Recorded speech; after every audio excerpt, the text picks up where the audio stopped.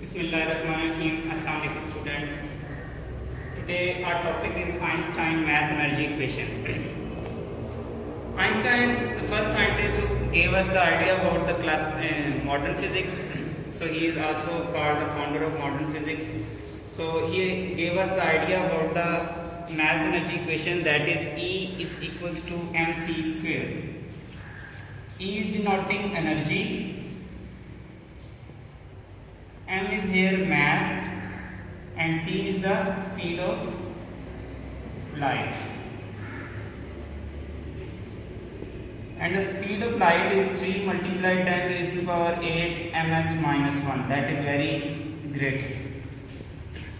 So from here we can say that with the small amount of mass we can get a large amount of energy, because the speed of light is very large.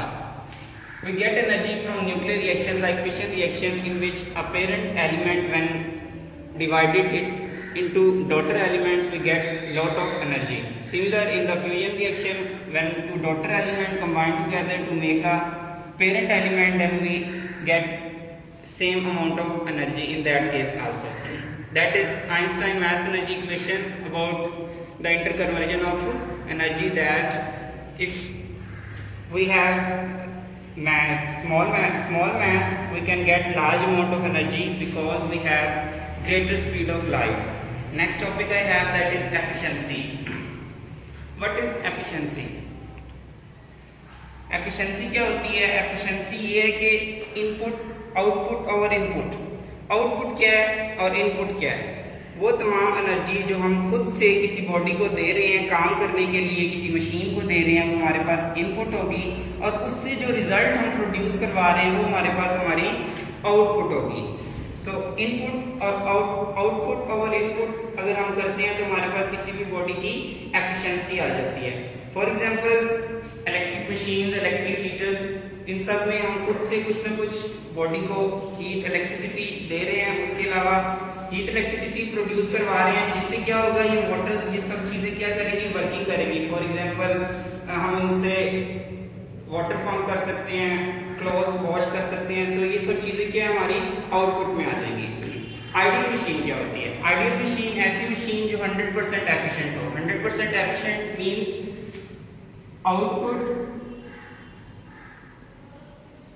And input becomes equal, जिसमें हमारी output input के equal हो जाएगी, वो ideal machine हो जाएगी. और ऐसा प्रैक्टिकली इम्पॉसिबल है, क्योंकि ऐसा नहीं हो सकता कि जितनी हम आउटपुट दें उससे हम उतनी इनपुट गेन कर सकें. फॉर एग्जांपल चल आइडियल मशीन, सो जितनी हम इनपुट दें अगर हम उतनी आउटपुट वहां से गेन कर सकें तो वो आइडियल मशीन होगी, जो प्रैक्टिकली इम्पॉसिबल है. फॉर एग्जाम्पल मेरे पास इलेक्ट्रिक लैंप, इसको रन करने के लिए हम इसे 100 जूल एनर्जी प्रोवाइड कर रहे हैं एज इनपुट, लेकिन जो हम इससे एनर्जी गेट कर रहे हैं वो जस्ट 5 जूल है. सो ये हमारी इनपुट है और ये हमारी आउटपुट है. अगर हम यहां से देखते हैं,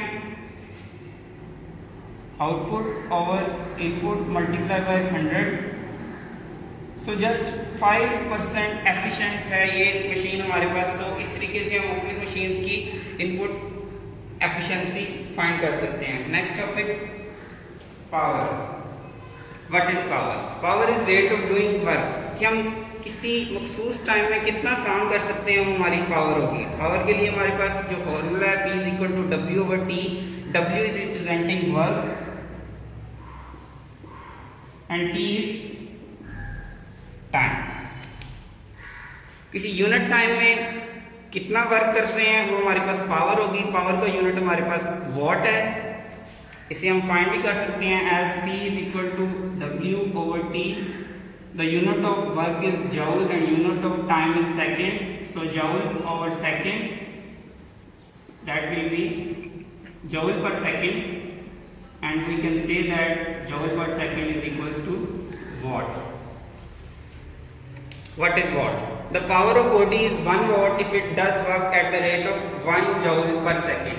1 जूल के अंदर कितना काम कोई बॉडी कर रही है, वो हमारे पास उसकी पावर जो है 1 वॉट के इक्वल आ जाएगी। वॉट पावर का बहुत छोटा यूनिट है, हमें अगर बड़े लेवल पर काम करना है तो हमें उसके लिए इसके बड़े यूनिट्स भी रिक्वायर होंगे। सो इसके बड़े यूनिट्स में हमारे पास 1 किलोवाट आ जाता है। प्रीफिक्सेस में हमने पढ़ा था 1 किलो 10⁻³ के इक्वल होता है, 1 मेगावाट आ जाता है 10⁻⁶, and the new unit that is here that is 1 horse power, that is equal to 746 watt.